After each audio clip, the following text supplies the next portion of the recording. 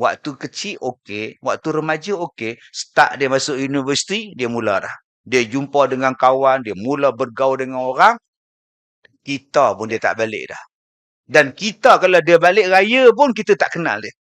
Perempuan mana pula datang ni? Rupanya anak sendiri. Dulu Ruslan, sekarang Rus. Mak, kenal ke saya anak mak? Bila aku ada anak perempuan? Mak, ni Ruslan lah, mak. Ha? Macam mana kau jadi Rus? Ah, sudah. Ni parah ni tuan-tuan ni. Mak pun tak boleh cakap banyak. Nanti cakap banyak, dia tak bagi allowance. Umrah dia bawa. Peti ais dia belikan. Kereta anak tadi belikan. Ha, nak cakap banyak?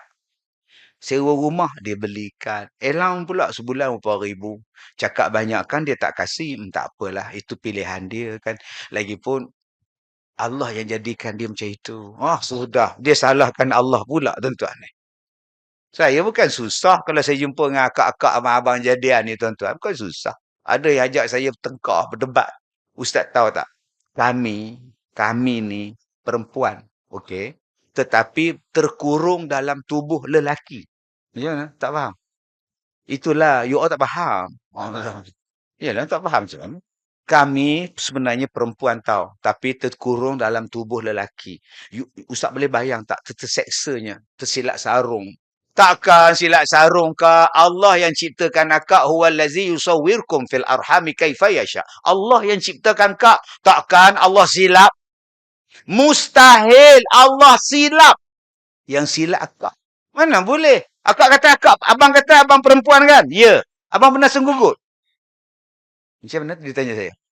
Abang pernah tak senggugut? Apa tu? Nampak tak? Sudah. Maknanya kalau abang tak pernah rasa senggugut, maknanya abang jantan. Yang merasai senggugut, walaupun sekali dua orang perempuan. Abang rasa senggugut? Sembelit, abang pernah rasa bang? La ilaha illallah. Ni, zaman fitnah. Maksiat berma'arajalela, tuan-tuan. Allahu Akbar. Kalau dulu berjudi, beratur di kedai. Sekarang berjudi di rumah. Dalam bilik begini. Gini dekat handphone je. Berjudi, tuan-tuan. Kalau dulu, tuan-tuan, kita boleh buat macam-macam. Nak tengok ni, buat. Sekarang ni dalam handphone kita. Tuan-tuan nak memfitnah boleh. Menghidupkan orang yang sudah mati pun boleh.